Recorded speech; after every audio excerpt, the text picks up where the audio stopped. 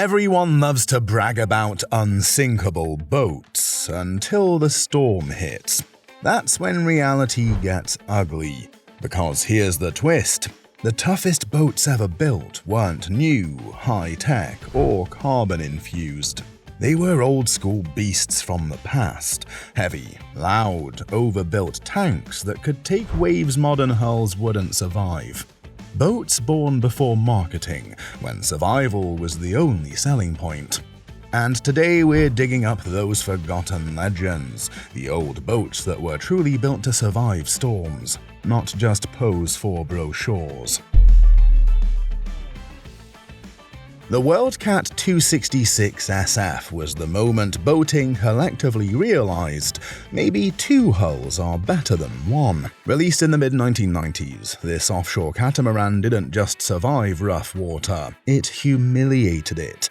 Where most deep Vs would slam and rattle through 3-foot chop, the 266 SF sliced through with a quiet defiance that made you wonder if physics had taken the day off. At 26 feet long, it wasn't a big boat, but its wide catamaran stance made it feel twice that. The twin sponsons rode apart just enough to trap air between them, creating a natural cushion that turned pounding waves into soft thuds. Owners would joke that while everyone else was gripping their seats and bracing for impact, they were still sipping coffee. And it wasn't an exaggeration. This thing rode smoother than some 40-footers. Powered by twin outboards, usually 150s or 200s, the 266 SF cruised fast, handled beautifully, and stayed remarkably level even in crosswinds. It was the ideal mix of sport and safety. A cat that could chase tuna in the morning and cruise the family home through afternoon squalls without drama. WorldCat didn't just build a storm-ready boat, they built a statement. The 266 SF proved that toughness didn't have to mean discomfort. It could be graceful, balanced, and even elegant. In the end, it wasn't just about surviving bad weather, it was about doing it with a smug grin while everyone else limped back to port. The Bertram 31 isn't just a classic, it's practically the definition of offshore legend. Built in the early 1960s and refined through the 1970s, this 31-footer didn't just handle storms. It invited them. Designed by C. Raymond Hunt, the father of the deep V hull, the Bertram 31 was born to carve through the kind of angry seas that made lesser boats turn tail. Every inch of it screamed over engineering, hand-laid fiberglass thicker than a brick wall, massive stringers, and a low center of gravity that made it feel glued to the water. Old-timers love to say you didn't drive a Bertram 31. You simply pointed it toward home and let it figure out the rest. And somehow it always did. Twin inboards, often Crusaders or Cummins, gave it torque for days, and its fine entry sliced head seas like a knife through canvas. The ride wasn't just smooth, it was confident. In 6-footers, the 31 felt like a bigger boat pretending to be modest. It could take a beating all day and still plane effortlessly the next morning. It's no coincidence the Bertram 31 became the blueprint for modern sport fishers. Every time you see a deep V offshore hull today, you're seeing its DNA. Half a century later, thousands are still afloat, running charters, chasing marlin, or just sitting proudly at docks. Silent reminders that when it comes to storm survival, the Bertram 31 didn't just raise the bar, it was the bar.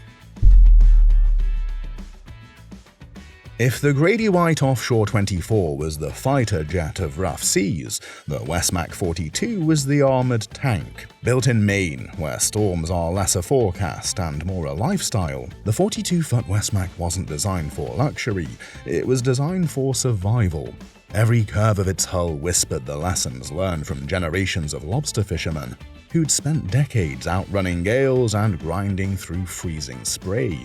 The Wesmac 42 sits on a semi-displacement hull, part cruiser, part working boat, with a fine entry that cuts through chop and rounded bilges that roll softly instead of snapping. It doesn't crash through waves, it leans into them, like an old mariner bracing his shoulder against the wind. The hull layup is famously overbuilt. These boats are so solid, owners joke you could drop one on a rock ledge and it would scuff the ledge, not the boat. Power usually comes from a single diesel, often a Caterpillar or Cummins, pushing her at a steady 20 knots, but the real comfort comes from her feel: stable, quiet, and utterly predictable. The enclosed pilot house shields you from everything short of lightning, while visibility is so wide you feel in control even when the horizon vanishes into mist. In the world of storm-ready vessels, the Wesmac 42 is the definition of confidence. It doesn't show off. It doesn't need to. It's the kind of boat that brings you home first and lets you brag later.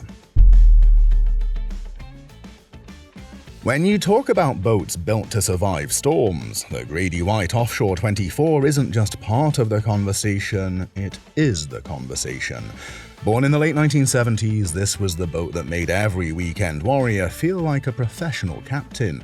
It had the unmistakable Carolina flair that sliced through spray, a deep V hull that refused to pound, and a self-bailing deck that laughed in the face of boarding waves. The Offshore 24 didn't try to cheat physics, it just bullied it into submission. Grady-White built these hulls heavy, thick fiberglass, hand-laid stringers, and a transom that could take a lifetime of abuse. They weren't chasing speed records, they were chasing reliability. Owners will tell you it rode through 4-foot seas with the confidence of a much larger vessel, while lighter competitors danced on the chop like frightened crabs. One seasoned fisherman once said, "You don't drive a Grady through waves, you convince the ocean you're not leaving." Powered by twin outboards, often Yamahas or Johnsons in the 150 horsepower range, the Offshore 24 tracked straight, landed soft, and stayed dry when things got ugly. And despite being nearly 50 years old, you'll still see them today, faded gel coat, battle scars, but very much alive. Because while trends change and boats come and go, the Offshore 24 stands as proof that real safety doesn't age. It's not about looking pretty at the dock, it's about making it home when the sky turns black. If that Grady impressed you, hit subscribe and stay with me, because the next boat didn't just survive storms, it tamed them. Trust me, what's coming next will blow your mind. If the Bertram 31 was the gladiator of rough seas, the Grand Banks 42 Classic was the philosopher, calm, deliberate, and utterly unbothered by chaos. Introduced in the 1960s, it was never meant to outrun storms. It was meant to outlast them. This trawler's full displacement hull carved through swells instead of skipping over them, giving it a rhythm that felt more like an ocean metronome than a boat. Built in Singapore from thick, hand-laid fiberglass and dressed with teak decks, the Grand Banks 42 was a floating fortress. Inside it was civilized, polished wood, warm lights, the faint hum of a single diesel engine. But beneath that calm exterior was a hull that could take a pounding without flinching. While fast boats slammed their way home at 25 knots, the 42 plodded along at 8 or 9, steady and unshaken. When the wind howled and whitecaps turned to walls, owners didn't panic. They poured another cup of coffee. The enclosed pilot house kept the weather out and morale up, while the long keel gave her tracking that felt almost self-correcting. It wasn't about thrill, it was about trust. One seasoned cruiser once said, "You don't captain a Grand Banks, you accompany it." And that's about right, in an age where speed gets all the attention. The 42 Classic quietly reminds everyone that grace, endurance, and sheer composure are sometimes the best survival skills a boat can have. Halfway through, and we're just getting into the real storm legends. So hit subscribe if you haven't already, because the next 5 boats didn't just survive bad weather, they made it look easy. Not every storm-ready boat wears the rugged face of a trawler or sport fisher. Some hide their toughness behind shiny gel coat and cocktail tables. The Regal Commodore 2760, introduced in the late 1990s, was one of those sleepers. A luxury cruiser that could surprise you when the sky turned grey. Sure, it looked like a weekend getaway machine, but beneath the polish was a hull that punched way above its weight. The secret was Regal's patented fast-track hull design. a clever innovation that used a stepped bottom to trap air underneath, reducing drag while improving lift and control. In other words, it rode smoother, faster, and flatter than its size suggested. When squalls hit, the 2760 didn't slam or wander. It tracked through waves with that uncanny "I got this" attitude most boats only dream about. Powered by twin stern drives, usually Mercruisers or Volvos, the 2760 could cruise at 30 knots, yet stay composed in a confused chop. Its deep freeboard and well-built windshield kept passengers dry, and the reinforced stringer system gave it strength most cruisers in its class never matched. Inside, it had all the comforts: berth, galley, enclosed head, but the real magic happened when things got rough. It never panicked, never punished. One owner joked it's like boating with a butler who secretly used to be a bouncer. Elegant, confident, and surprisingly tough, the Commodore 2760 proved that sometimes class can coexist with courage. When Twin V launched the 26 HammerCat in the mid-1990s, it wasn't trying to win beauty contests. It was trying to build a boat that could make it home when the weather turned from sporty to survival. What it lacked in glamour, it made up for in pure, storm-proof substance, with its twin-hull design and beam that stretched wider than most monohulls in its class. The 26 HammerCat didn't fight the waves, it outsmarted them. Each sponson had a sharp entry that sliced chop before it could punish the hull, while the air tunnel between them created lift and softened every impact, in seas that made single-hull boats slam and creak. The 26 stayed almost eerily smooth. One owner famously said he could balance a drink on the console in 3-foot seas, and the videos kind of prove it. Powered by twin 150-horse outboards, it could cruise efficiently and safely at 30 knots, even when conditions got nasty. Foam-filled construction made it practically unsinkable, and its stability at rest made anglers swear it was part dock, part tank. It wasn't the flashiest hull on the water, but it earned a cult following among people who valued practicality over prestige. The HammerCat became the boat you took when you had no business being out there, and it kept you dry anyway. Twin V didn't reinvent boating with this model, but it did quietly redefine what unsinkable confidence really feels like. Before catamarans were cool, Seacat was already proving that two hulls could be a storm's worst nightmare.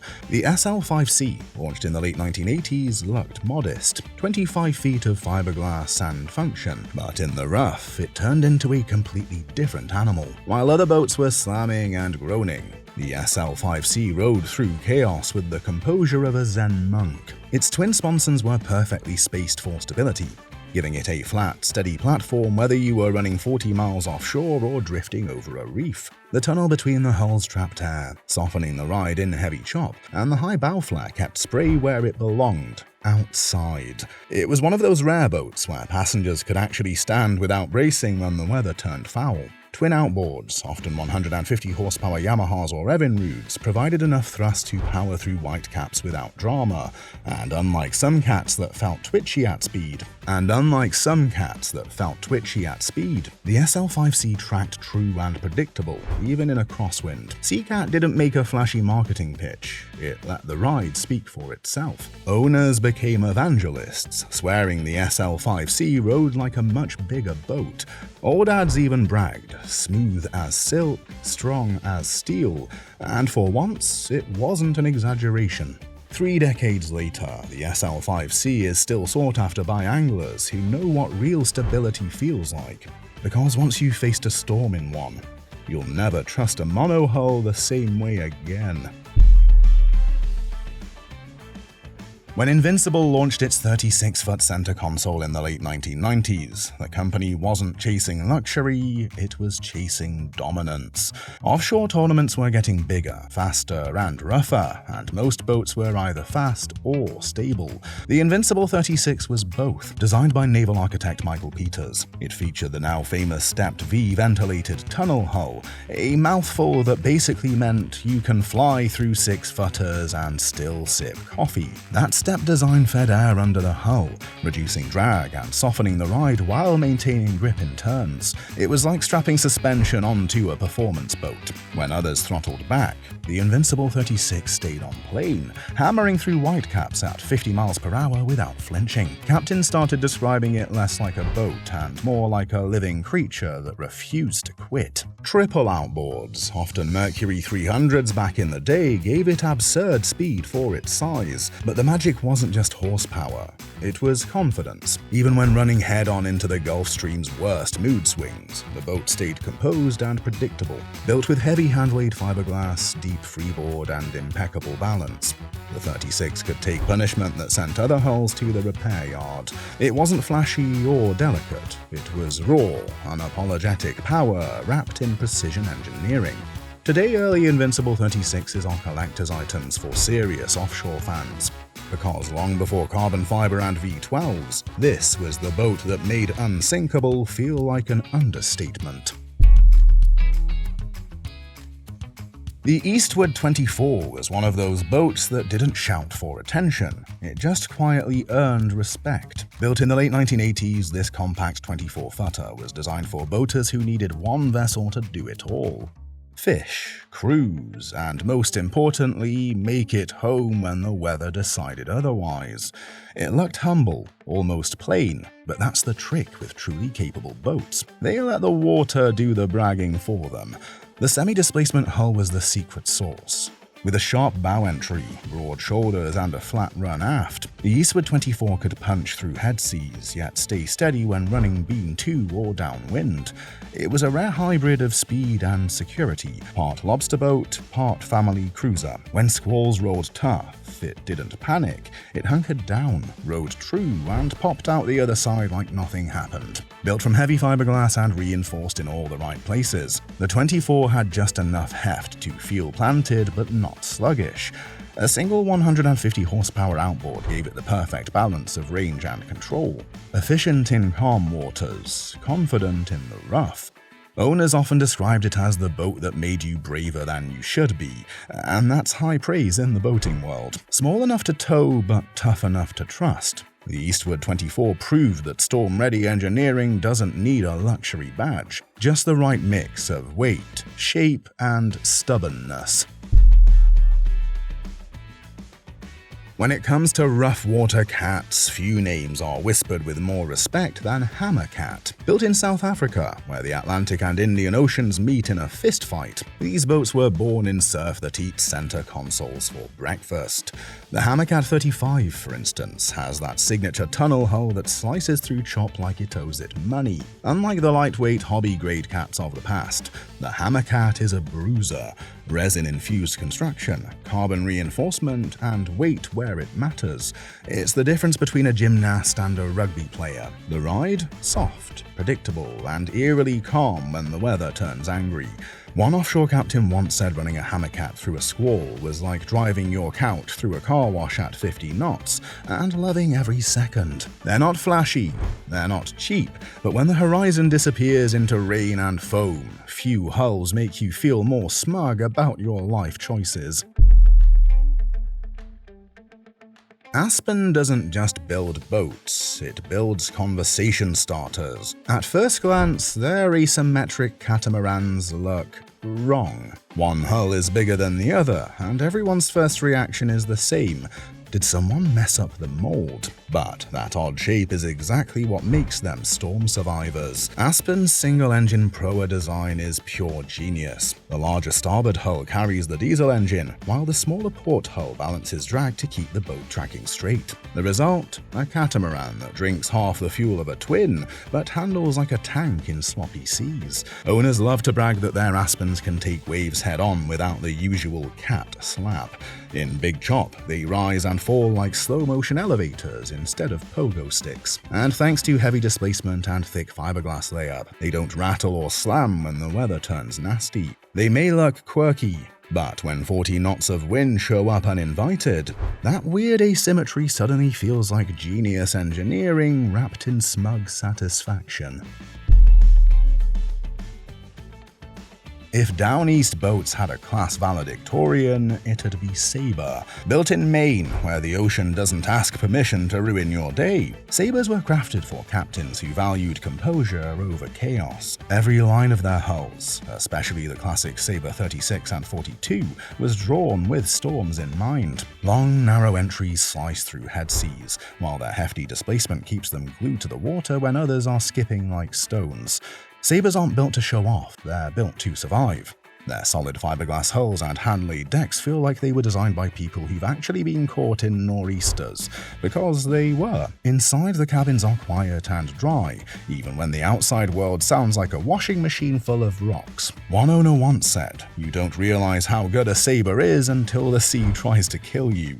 It's true. When whitecaps turn into walls, a Sabre doesn't panic. It just lowers its shoulder, digs in, and keeps going. That's the main work ethic, floating proudly on the Atlantic. In the 1990s, when most builders were obsessed with speed and sparkle, Seacat quietly became the working man's storm catamaran. Built in Florida, these twin-hull fishing boats earned a reputation for punching above their weight. Literally. The Seacat 21 and 25 were small, sure, but they handled rough water like boats twice their size. Their secret was the deep, narrow cat hulls that sliced through chop instead of slamming into it. When other 21-footers were airborne and praying, Seacats were carving calmly through the slop, sending spray sideways instead of skyward. Owners often joked that they felt safer in a Seacat during a storm than on their buddy's big single-hull cruiser. The construction was straightforward. Thick fiberglass, open layouts, and foam-filled buoyancy that made them practically unsinkable. They weren't fancy, and they sure didn't win beauty contests. But when the Gulf got ugly, they were the kind of boat you wanted under your feet. Today, original Seacats are cult classics. You'll still find them running hard offshore. Their gel coat faded, their decals peeling, but their owners wouldn't trade them for anything, because when the waves stack up, a Seacat just grins and asks, "That all you got?" If you've never heard of Eastward boats, that's kind of the point. They were quietly building storm tanks while everyone else was busy polishing chrome. Born in Florida, Eastward specialized in tough, semi-displacement hulls, designed for coastal crossings and open water pounding. Boats like the Eastward 24 and 27 didn't care about flash. They cared about getting you home when the weather turned from sporty to stupid. These boats used sharp entries and wide chines to split waves cleanly, then land flat, spreading impact across the hull instead of your spine. Owners joked that they were built for captains, not cocktails. The layout was simple, the construction overbuilt, and the ride, for such compact boats, was shockingly solid. One old-timer who ran a 27-footer said he once pushed through 6-footers off Cape Canaveral just to see if it had quit. It didn't. The only thing that gave out was his backrest. Eastwards never became a big-name brand, but for those who ran them, they earned cult status. Not because they looked fancy, but because they refused to flinch when the sky went grey. Some boats were built for calm days. These weren't. These were the tough ones, the legends that could stare down a storm and come out grinning. Their hulls creaked, their engines roared, and their captains trusted them with their lives. If you love the kind of boats that don't flinch when the weather turns, make sure to like, subscribe, and stick around. The next list will blow your mind.